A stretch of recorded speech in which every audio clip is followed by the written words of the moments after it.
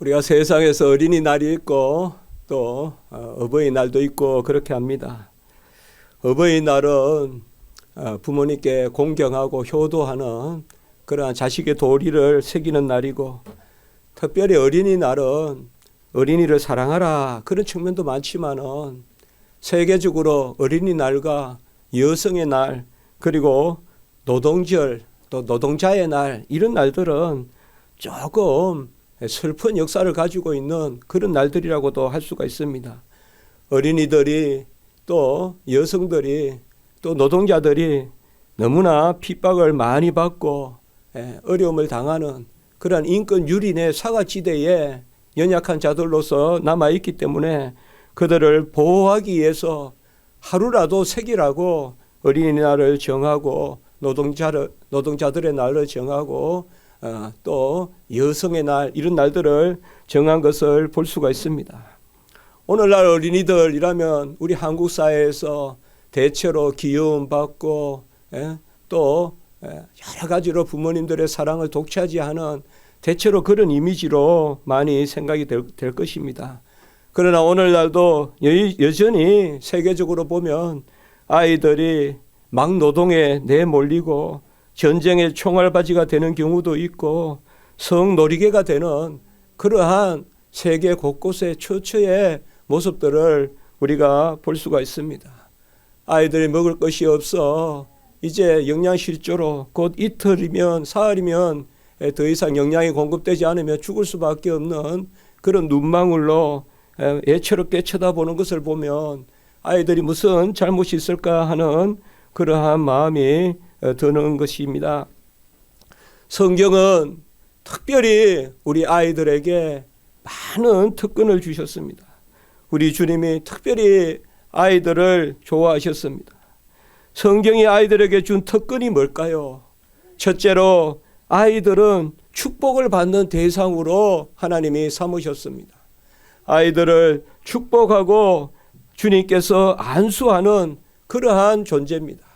아이들은 축복을 받는, 하나님의 축복받는 존재입니다. 두 번째 아이들의 특권은 뭔가 하면 아이들은 가르침을 받는 존재입니다.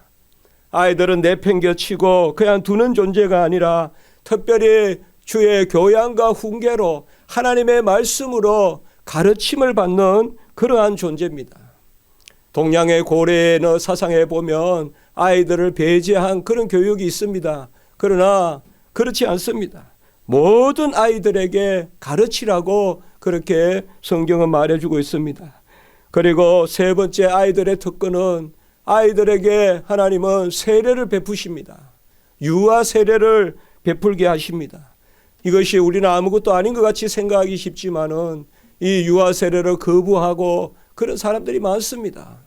하나님 나라는 언약의 백성들이 들어가는 것이기 때문에, 연약한 자들도 믿어서 들어가는 것이기 때문에, 심령에 예수님을 마음에 두는 그 자들이 하나님 나라에 들어가는 거기 때문에 우리 아이들은 세례의 대상이 됩니다. 그래서 우리 교회도 유아들 세례를 받지 않았습니까?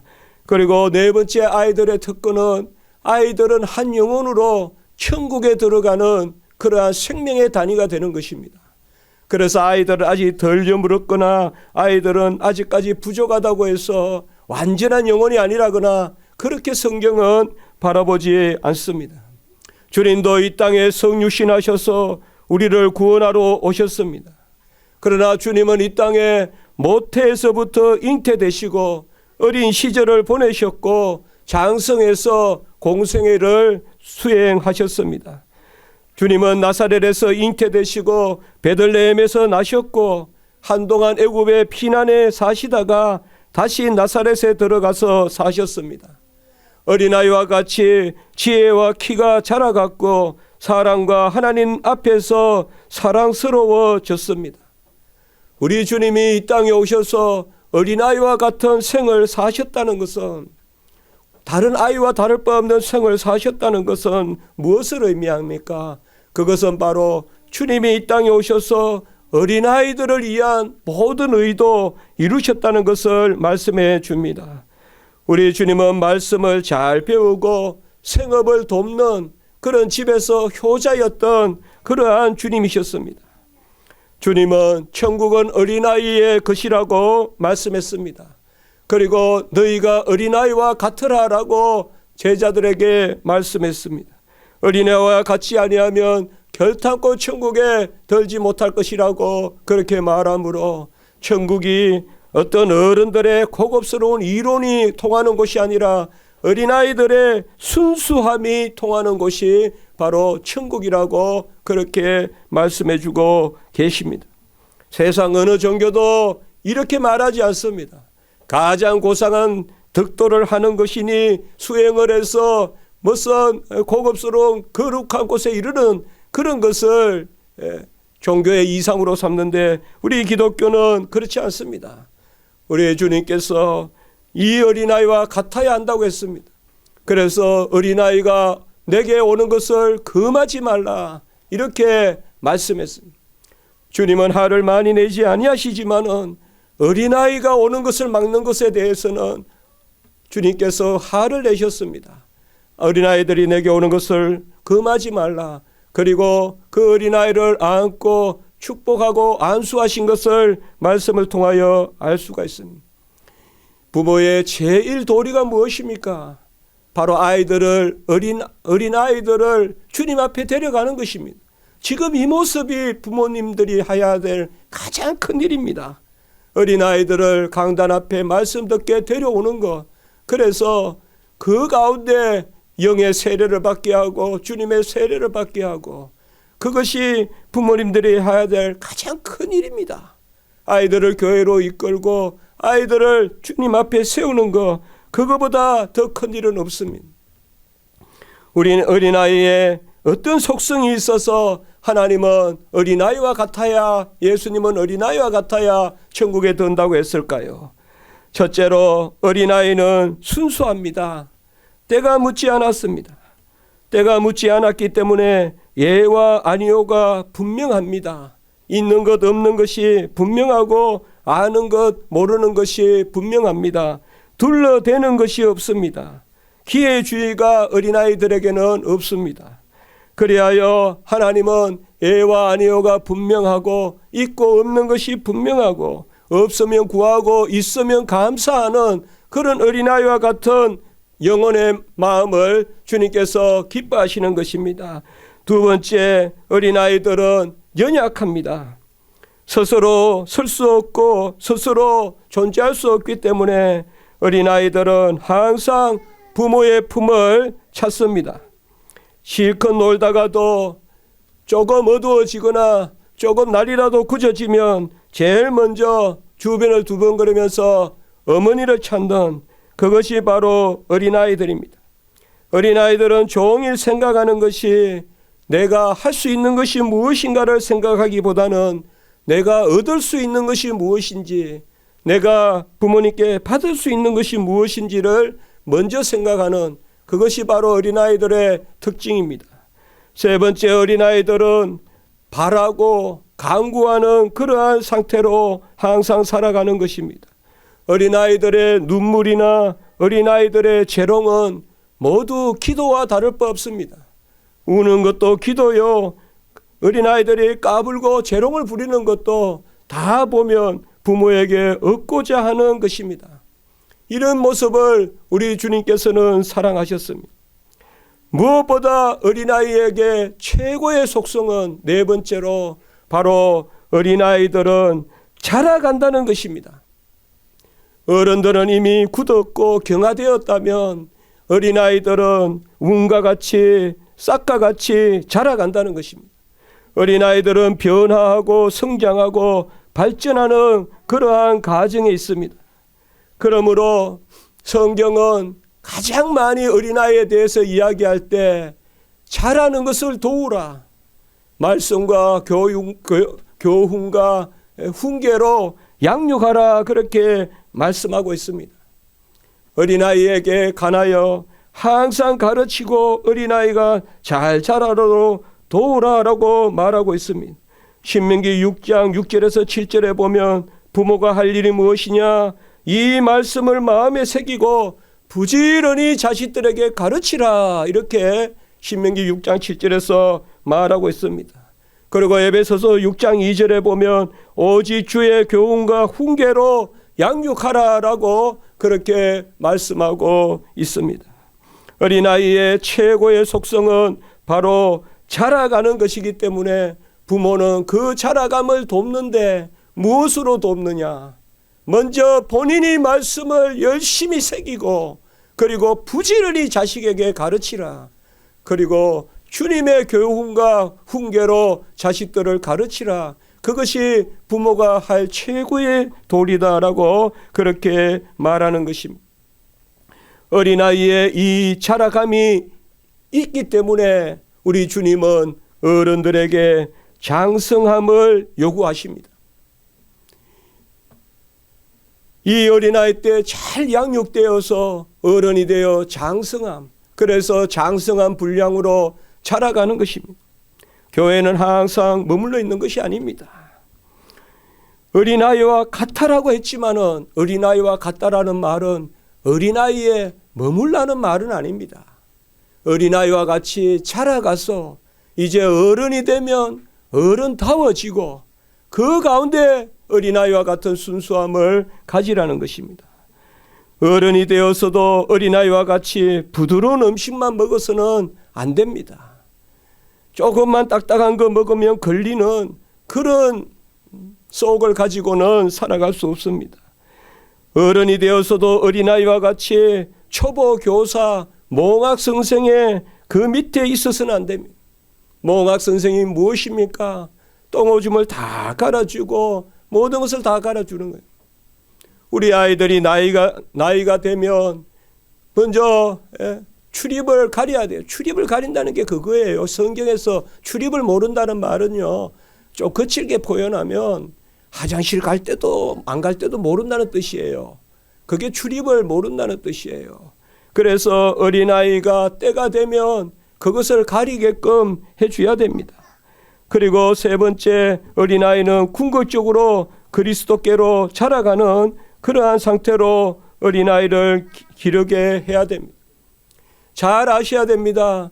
어른이 어른다운 가운데서 어린아이의 심성을 가져야 됩니다. 비둘기같이 순결해야 되지만 뱀같이 지혜로워야 됩니다. 오늘 말씀은, 우리가 읽은 이 잠언의 말씀은 지혜의 장이라고 합니다. 어린아이들에게 지혜의 말씀을 가르치라는,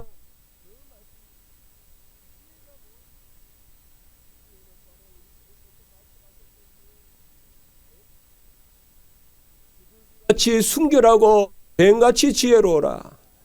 지혜는 다른 것이 아닙니다.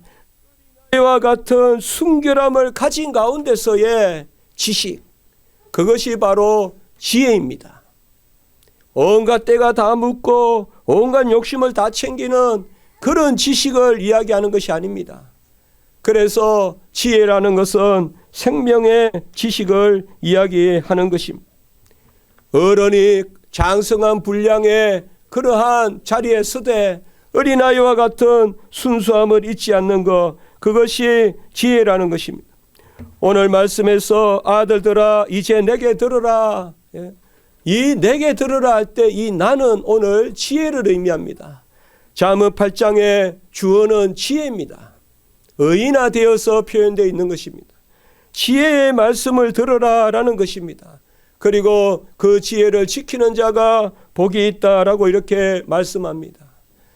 금방 말씀을 드렸듯이 지혜라는 것은 그저 어른이 어린아이와 같은 것이 아니라 어른이 장성한 분량의 그 하나님의 지식을 가지고 있되 어린아이와 같이 순결한 것, 그래서 비둘기와 같이 순결하면서 뱀같이 지혜로운 것, 그 지혜를 말씀하고 있는 것입니다. 이 지혜는 오직 하나님께로부터만 나는 것입니다. 하나님이 이 지혜를 주시지 않으면 아무도 이 지혜를 얻을 수가 없습니다. 우리가 교회에서 이 지혜를 얻지 않으면 어디에서도 이 지혜를 얻을 수가 없습니다. 여호와를 경외하는 것이 지혜의 근본이다. 이 지혜의 시작은 바로 여호와를 경외하는 것입니다.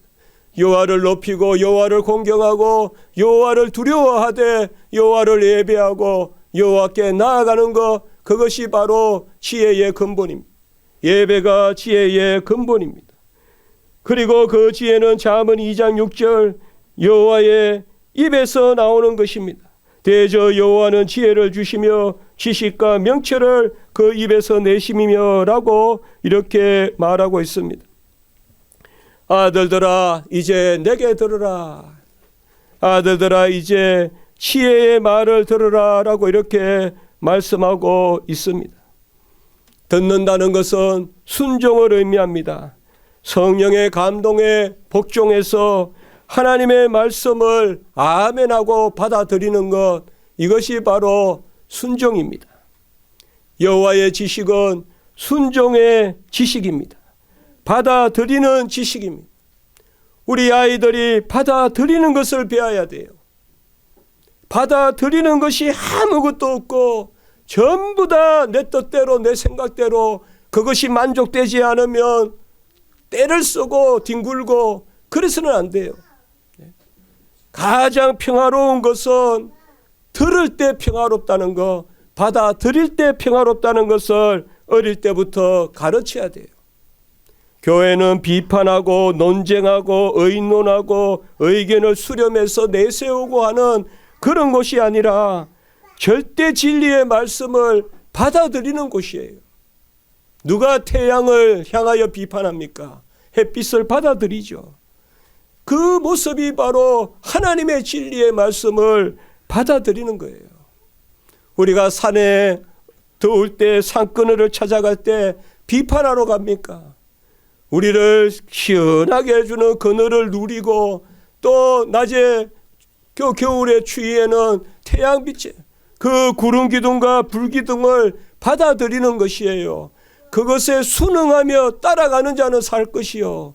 구름 기둥에서 벗어나면 타 죽을 것이요. 불 기둥에서 벗어나면 얼어 죽습니다. 바로 하나님의 말씀은, 지혜의 말씀은 받아들이는 것입니다. 이제 내게 들으라 라고 그렇게 말씀하고, 그리고 오늘 후반부의 말씀에 보면 그 도를 그 말씀을 지키는 자는 복이 있다라고 이렇게 말씀하고 있습니다. 절대적으로 말씀을 받아들일 때 절대적으로 그것을 지키는 것입니다. 여러분, 우리 자녀들이 하나님의 말씀은 밥을 먹이듯이 해야 됩니다. 아이들이 초콜릿보다 밥을 좋아하지 않습니다. 여름에 아이스크림보다 따뜻한 국을 좋아하지 않습니다. 그러나 부모님들은 결코 초콜릿과 시원한 그러한 음료수만 아이들 먹이지 않습니다. 가장 갈아서 가장 텁텁한 것으로 하죠. 아이들을 먹이는 것은 그것이 영양이 되기 때문에 그러한 것입니다. 절대적으로 하나님의 말씀을 받아들이지 않는 그러한 영혼은 결코 하나님의 말씀을 지키지 않습니다. 제가 큰 것을 하나 깨달았어요. 제가 따져서 믿은 것은 순종하지 않습니다. 하나님의 말씀이니까 아멘 할 때 우리는 절대적으로 순종합니다. 그것이 오늘 그 말씀인 것입니다. 너희는 여호와의 말씀을 듣고 그 말씀을 지키는 자가 복이 있느니라. 절대적으로 여호와의 말씀은 아멘하는 것입니다. 성경 말씀은 절대적으로 아멘하는 것입니다. 비판하고 논쟁하고 논리적으로 따지고 의논하고 서로 많은 사람들의 의견을 물어서 이것이 맞다라고 하는 것이 아니라 하나님이 영으로 우리에게 내려주시는, 성령으로 우리에게 내려주시는 그 말씀을 부여잡고 아멘하는 절대적인 순종의 자리로 나아갈 때 그때 우리가 말씀을 지키게 되는 것입니다. 먼저 듣는 것이 온전해야 됩니다. 복음의 말씀을 들어서 이 귀가 열릴 때 우리의 말하는 것도 분명해지고 우리의 심령도 밝아지는 것입니다. 영적인 귀가 열려서 하나님의 말씀이 들어올 때 그때 우리 영안이 열리는 것입니다. 그때 우리 영안이 열려서 영적인 분별력을 갖게 되고 그리하여 시시비비를 판단하게 되는 것입니다. 그 분별력을 우리 아이들에게 부여해야 됩니다. 우리 예수님이 12살 때 예루살렘에 가서 유월절을 지켰어요. 그때쯤 성경은 뭐라고 합니까? 지혜와 키와 지혜가 날마다 자라가서 하나님과 사람들 사이에 사랑스러워졌더라. 우리 예수님의 어릴 때 유년의 기사는 많이 없습니다. 다만 유월절을 지키러 예루살렘에 내려가신 거, 그 먼 길을 걸어서 내려가신 거, 그리고 나오는 말씀이 키와 지혜가 자라가고 하나님과 사람 앞에서 사랑스러워졌더라. 우리 주님도 그 먼 길을 가서 절기를 지키셨어요. 그 먼 길을 가서 어릴 때 제사를 드렸어요. 그랬을 때 그 지혜와 키가 자라가고 하나님과 사람들에게 사랑스러워지는 그 모습을 볼 수가 있습니다. 우리는 여호와의 말씀을 어린아이들에게 길이 멀더라도 어릴 때부터 예배 드리는 것, 감사하는 것, 그리고 하나님 앞에서 정한 날을 지키는 것, 이런 것을 우리가 아이들에게 잘 가르쳐야 됩니다. 그러면 하나님 앞에서 1차적으로 사랑스러워지고 사람 앞에서도 사랑스러워집니다. 가장 유순해지고 가장 지도력을 갖추게 되고 가장 사람들에게 호소력을 갖는 그러한 훌륭한 인품들이 생기게 되는 것입니다. 우리 아이들에게 영양가 있는 걸 많이 먹이십시오. 그러나 무엇보다도 말씀을 많이 먹이셔야 됩니다. 말씀을 많이 듣게 해야 됩니다. 예수님이 12살 때 제사를 드리러 갔어요. 우리 절기를 지키러 가셨어요. 우리 아이들도 하나님의 말씀을 얼마든지 아멘하고 받아들일 수 있어요. 하나님의 말씀을 얼마든지 아멘하고 받아들일 수 있습니다. 오늘 33절 34절의 말씀에 보면 훈계를 들어서 지혜를 얻어라. 그것을 버리지 말라. 누구든지 내게 들으며 날마다 내 문 곁에서 기다리며 문설주 옆에서 기다리는 자가 복이 있나니라고 이렇게 말씀하고 있습니다. 훈계를 들어서 지혜를 얻어라. 지혜를 얻는 방식으로 특별히 오늘 말씀은 훈계에 대해서 말씀하고 있습니다. 훈계라는 것은 따끔하게 징계하며 교훈을 주라는 것입니다. 훈계라는 것은 그저 부드러운 말로만 자녀들을 가르치라는 것이 아닙니다. 이 훈계는 이제 신약 시대는 1차적으로 그리스도의 말씀을 들어야 됩니다. 그리스도의 말씀이 우리에게 임하면 어떨 때는 그것이 따끔하게 채찍으로 오기도 하고 그것이 우리를 감싸는 부드러운 그러한 말씀으로 오기도 하는 것입니다. 마태복음 17장 5절에 너희는 그의 말을 들으라. 예수 그리스도의 말을 들으라고 했습니다. 그리고 믿음은 들음에서 나오고 들음은 그리스도의 말씀으로 인한 것이다 라고 그렇게 말씀하셨습니다. 아이들이 예수 그리스도의 말씀을 1차적으로 들어야 됩니다. 그것이 제1의 훈계입니다. 우리 어른들의 기준으로 생각하지 마세요. 아이들은 오히려 어른들보다 말씀을 잘 듣습니다. 아이와 어른들이 같이 손을 잡고 예배를 드렸는데 오늘 나는 무슨 말을 들었는지 모르겠어 라고 해도 아이들의 영혼에는 그것이 더 깊이 새겨져 있다는 사실을 아셔야 됩니다. 여러분 우리가 우리 자신을 한번 생각해 보세요. 우리가 40대 50대 아니면 30대 20대 언제 가장 말씀이 오래 기억됩니까? 언제 말씀이 가장 연한 살을 파고 연한 그 대지를 그 싹이 타고 치고 나오는 그때는 어릴 때가 아닙니까? 어릴 때입니다. 어른들의 기준에서 아이들의 말씀에 그러한 예민함을 판단해서는 안 되는 것입니다. 우리 아이들은 말씀에 아주 잘 반응하는 그런 아이들입니다. 특별히 하나님이 택하시고 자녀 삼아준 우리 아이들은 말씀을 조금만 받아도 그 말씀이 왕성하게 자라가는 그런 아이들인 것입니다. 첫 번째는 예수 그리스도의 말씀을 들어야 돼요. 아이들에게 여러분들 성경에 보면, 요새 성경은 그렇지 않지만 옛날 성경에는 예수님의 말씀은 빨갛게 되어 있었잖아요. 예? 그렇게 주색으로 되어 있었잖아요. 붉은색으로. 그걸 계속 아이들에게 먹여야 돼요. 예? 주님의 말씀을 계속 먹여야 돼요. 예? 믿음은 들음으로, 들음은 그리스도의 말씀으로. 이는 내 사랑하는 아들이요 내 기뻐하는 자니 너희는 그의 말을 들으라. 내 사랑하는 아들이요 내 기뻐하는 자니 너희는 그리스도의 말을 들으라. 우리 아이들이 그리스도의 말을 많이 들어야 돼요. 제가 왕십리교회 주일학교에 축복기도하러 올라갔었습니다. 중고등부 한 달에 계속 돌아가고 또 설교도 한 달에 한 번씩 중동부, 고등부 이렇게 하면서 제 마음속에 그런 생각이 들었어요. 저 아이들이 어릴 때 중고등학교 때 과연 복음을 몇 시간이나 듣고 자랄까? 얼마나 하나님의 말씀을 듣고 자랄까? 그것을 생각해 보았습니다. 두 번째는 훈계는 부모의 말을 들어야 됩니다.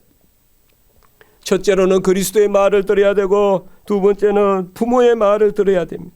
잠언 6장 20절과 21절에 보면 내 아들아 내 아비의 명령을 지키며 내 어미의 법을 떠나지 말고 그것을 항상 내 마음에 새기며 내 목에 매라라고 이렇게 말하고 있습니다.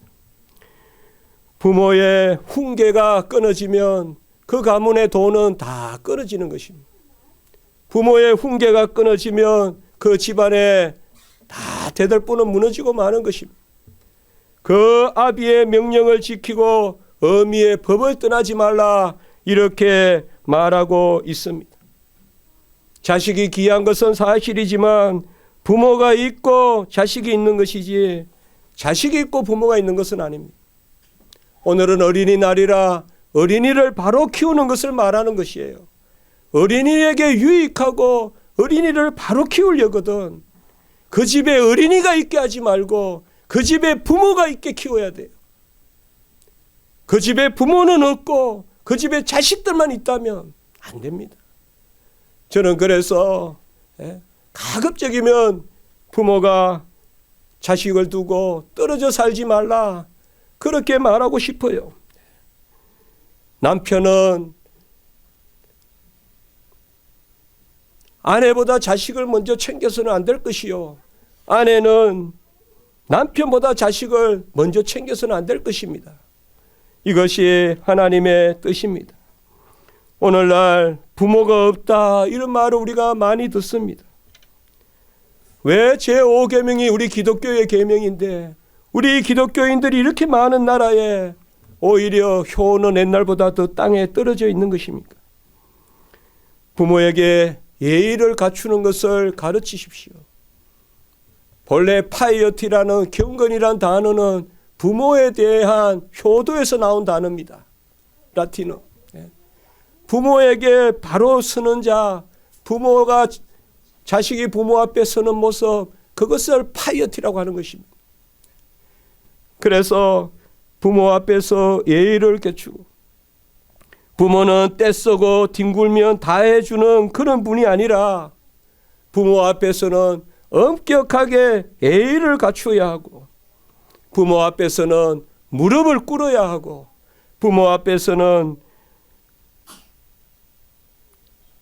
그것이 잘못된 것이라도 심지어 죽으라면 죽은 시움까지 하는 것이 바로 자식의 도리인 것입니다.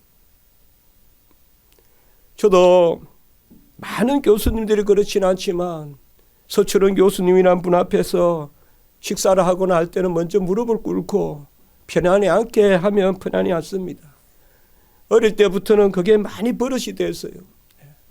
어릴 때 우리 집은 다 한 가족이 한 방에 있었지만은 아버지 자리 분명히 있었고 우리가 걸어 다니는 곳은 절대 그 위로 걸어 다니지 못하고 밑으로 이렇게 다녀야 되고 평소에는 아버지 앞에 그냥 앉지만은 너 이리 와 봐라 이렇게 공식적으로 부르는 그런 느낌이 들면 무릎을 꿇어야 되고 그것이 우리만 그런 게 아니라 다 그렇습니다.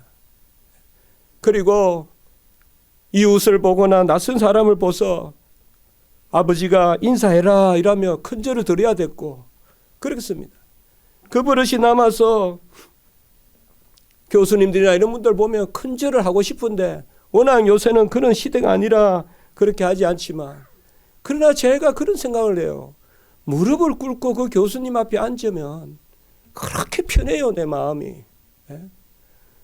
나는 그저 받으면 되고, 나는 그저 어리니까 시키는 대로 하면 되고, 그런 마음이 드는 거예요.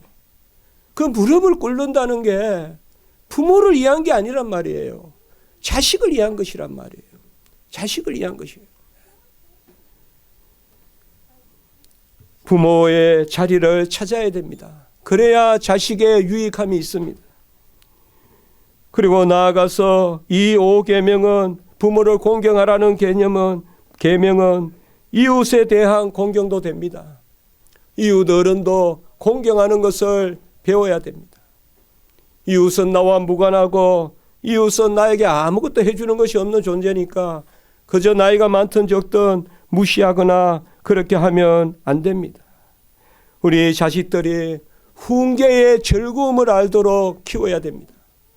훈계가 얼마나 즐거운 것인가 그걸 알도록 키워야 우리 자식들이 훌륭하게 됩니다. 훈계는 무조건 싫은 거고 듣기도 싫고 내가 좋아하는 대로만 해야지 모든 것이 온전해진다고 했을 때 그것은 결코 우리 자식들이 크게 될 수가 없어요. 넓게 될 수가 없어요. 훈계를 즐거워하는 자식들로. 잠언 12장 1절에 보면 징계를 싫어하는 자는 짐승과 같으니라. 징계를 싫어하는 자는 짐승과 같으니라. 잠언 13장 1절에 보면 거만한 자는 꾸지람을 즐겨 듣지 아니하는도다 라고 이렇게 말씀하고 있습니다. 무릎을 꿇고 부모의 훈계를 듣는 것, 그것이 그저 앙심을 품는 것이라거나 그렇게 돼서는 안 돼요. 어릴 때 자녀들을 잘 교육해야, 그래야 우리가 자녀들과 오랫동안 누릴 수가 있어요. 그걸 아셔야 돼요. 어릴 때 자녀들을 그저 자녀들 좋다고만 길러놓으면 끝내는 자녀들하고 오래 누릴 수가 없어요. 자녀들이 장성하면 부모를 내치거나 아니면 부모를 이용하거나 부모가 더 이상 능력이 없으면 내버리거나. 제가 요새 고려장이라는 소설을 읽어보고 있는데요. 전상국. 부모가 치매가 걸리니까 갈 곳이 없어요. 이 자식이 부모를 데리고 갈 데가 없어요. 병원에서 나가라 그러고 집에 가려고 하니까 자식들이, 손자 손녀들이 그렇게 할머니가 사랑했건만 절대 집에 오면 안 됩니다. 며느리도 절대 집에 오면 안 됩니다. 그래서 그 소설이 마무리되고 있어요. 과연 이 치매의 어머니는 어디로 가야 되냐? 이 시대의 고려장이 어디냐? 그게 그 소설의 주제였어요. 왜 사회가 이렇게 되어가고 있습니까? 어제도 저는 모처럼 감기가 많이 걸려서 모처럼 양재천을 가는데 제 눈에 그래 비쳤을까요? 한낮에 중년에 나이가 아주 많아도 안 보여요. 벤치에 이렇게 누워서 신발을 그 앞에 벤치 앞에 놓고 누워있는 모습을 봤어요. 제가 그렇게 봐서만 그런지 제 마음속에 그랬어요. 이런 화창한 날씨에 왜 저렇게 누워있을까? 당장 제 마음에 이렇게 들었어요. 저분은 자식도 없냐? 이런 마음이 들었습니다. 여러분, 엄히 자식을 초달하라고 성경은 이야기하고 있습니다. 잠언 23장 22절에 너를 낳은 아비에게 청종하고 내 늙은 어미를 경히 여기지 말지니라 라고 이렇게 말씀하고 있습니다. 저는 해마다 이 가정의 달이 되면 꼭 설교하기가 어렵습니다.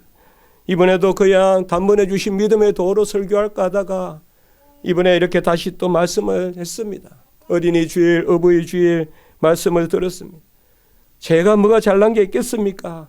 해오하는 마음으로 이렇게 설교를 하고 있음을 여러분들이 이해해 주시기 바랍니다. 자녀들을 우리가 오랫동안 가까이 두려면, 미국에서 개인주의가 들어와서 우리가 개인주의가 된 것은 그나마 이해할 만한데 미국에서 절반만 들어왔어요. 미국의 개인주의는 자식들을 엄격히 교육시키는 가운데서의 개인주의예요. 미국 가보면 금방 알 수가 있어요. 미국의 식당에 있다가 미국 사람들이 밥을 먹다가 저 라틴 아메리카 사람들이 들어오면 다 자리를 옮겨요. 우리가 봐도 자리를 옮길 수밖에 없어요. 미국이 뛰어나다고 이야기하는 건 아니에요. 미국 사람들은 아이들이 있는 중 없는 중 다 하이처에 앉아서 식사를 즐겨요. 그러니까 자식들하고 이렇게 교제가 되는데 저 스페니시나 이런 데서 오면 난리를 지깁니다. 식당이 뭐 전부 다 그냥 소란스러워요. 그러니까 자리를 옮기는 거예요. 우리의 모습은 어떻습니까? 우리의 모습은 어떻습니까? 개인주의를 받아들이려면 어릴 때부터 홀로 참는 것도 배우고 홀로 기다리는 것도 배우고 훈계받는 것도 배워야 그게 진정한 개인주의지. 개인주의라 그러고 내 마음대로 하는 것부터 그게 개인주의다. 그것은 철저히 위장된 개인주의, 이기주의에 불과할 뿐인 것입니다. 잠언 15장 32절에 보면 훈계받기를 싫어하는 자는 자기의 영혼을 경히 여김이라 이렇게 말하고 있습니다. 훈계받기를 싫어하는 자는 자기의 영혼을 경히 여김이라. 여러분, 우리가 나이가 들면 이제 훈계할 사람이 없잖아요. 누가 저를 훈계하겠습니까? 훈계 안 합니다. 마찬가지입니다. 우리가 자녀들을 훈계할 수 있을 때 그때 자녀들을 훈계하십시오. 내가 그를 채찍으로 때리면 그의 영혼을 소홀에서 구원하리라 라고 이렇게 23장 14절에서 계속해서 말씀하고 있습니다. 우리 아이들을 채찍으로 때리면 영혼을 소홀에서 구원하리라. 오늘 어린이날에 저는 어린이들을 축복하기 위해서 이 자리에 섰습니다. 그런데 제가 우리 자녀들을 길러봐도 어린이를 축복하는 것은 엄히 말씀으로 양육하고 그리하여 그들과 더불어 하나님의 말씀을 듣고, 우리 외국에서도 보면 교회에서 설교를 하고 이렇게 어린이와 더불어서 말씀을 나누는 그러한 자리들을 갖거든요. 우리 교회도 그렇게 되었으면 좋겠어요. 아이들이 주일 예배를 같이 드리는 교회, 아이들이 어릴 때부터 교회에서 말씀을 듣는 교회, 그러한 교회가 되었으면 좋겠습니다. 우리 자녀들은 세 곳에서 생활을 합니다. 가정과 교회와 학교입니다. 이 세 곳에서 생활을 우리가 한번 생각해 보시기 바랍니다. 어디가 가장 엄격합니까? 가정입니까? 교회입니까? 학교입니까? 아마 많은 친구들이 그렇게 생각할 거예요. 학교가 가장 엄격하고 두 번째 엄격한 곳이 가정이고 가장 편한 곳이 교회다. 제가 옛날 앙심리 교회에 있을 때 아이들의 모습을 보면서 그 생각을 해본 거예요. 그러나 아닙니다. 여러분들, 교회가 가장 엄격한 곳이 돼야 됩니다. 교회가 가장 어릴 때부터 예배드리는 이 공간이 우리 자녀들에게 가장 훈육의 공간이 되고 이 공간을 통하여서 자녀들이 엄중한 하나님의 말씀을 듣는 그런 것을 어릴 때부터 훈련받아야 돼요. 그리고 그 다음에 엄격한 곳이 가정이 돼야 돼요. 가장 엄격한 곳은 교회가 돼야 되고 그 다음에 엄격한 곳은 가정이 돼야 돼요. 잘 생각하십시오. 가정이 학교보다 엄격해야 돼요. 그러면 학교는 뭐냐? 거기서 자기 재량을 뽐내고 자유를 배우고 그곳에서 인문학을 배우고 그곳에서 많은 것을 섭취하는 그 장이 돼야 돼요. 이 순서가 어긋나면 안 돼요. 우리 교회도 어린이날에 맞이해서 성경은 제가 자문을 다 들춰보고 에베소서 이 말씀을 준비한다고 봤을 때 제가 오늘 부드러운 말만 하고 싶어도 이게 부드러운 말이에요. 이게 성경이 우리에게 들려주는 말이에요. 왜요? 그게 해야 자녀들의 영혼이 윤택하고 그렇게 해야 자녀들이 온전해지기 때문에 자녀들이 어릴 때부터 오늘 새벽에 제가 말씀을 전했어요.